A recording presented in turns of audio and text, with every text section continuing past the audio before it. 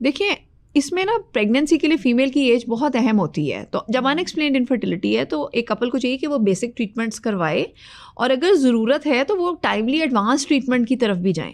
کیونکہ اگر ایک کپل, عموماً یہ کپلس بہت ڈیلے کرتے ہیں کیونکہ انہیں ڈاکٹرز کہتے ہیں جی سب ٹھیک ہے, اور پیشنٹ بھی کہتے ہیں جب سب ٹھیک ہے تو ہم کو کچھ کیوں کرائیں.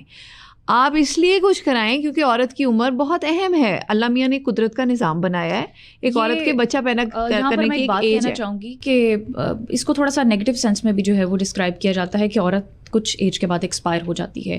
حالانکہ بہت ساری ٹریٹمنٹس ہیں, بہت ساری چیزیں ہیں. شادی اب کسی ریزن سے نہیں ہو رہی تو وہ ایک الگ بات ہے, لیکن عورت کا جو ہے وہ بایولوجیکل کلاک ہوتا ہے. میں چاہتی ہوں اس کو پازیٹیولی آپ ایڈریس کریں کہ یہ کتنا امپورٹنٹ ہے, اور ایک پرٹیکولر ایج پر جو عورت کی شادی ہے وہ کس طرح ضروری ہے. دیکھیں یہ بات نا کسی حد تک غلط نہیں ہے. ایک عورت کی ایک بایولوجیکل ایج ہے اور اس ایج ونڈو میں اس کی پریگنینسی ہونا ضروری ہے.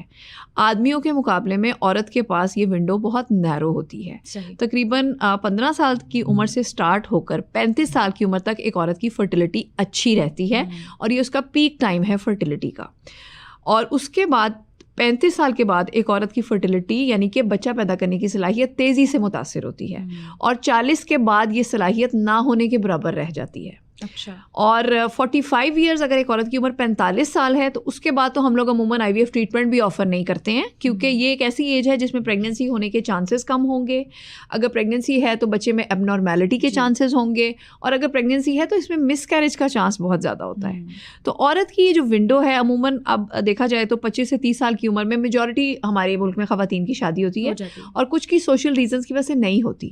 اب جن کی نہیں ہو رہی وہ بھی ایک بڑا امپورٹنٹ کمپوننٹ ہے, یعنی کہ اپنے پروفیشن کی وجہ سے نہیں ہو رہی یا رشتے کی وجہ سے نہیں, سوشل ریزن کی وجہ سے نہیں ہو رہی.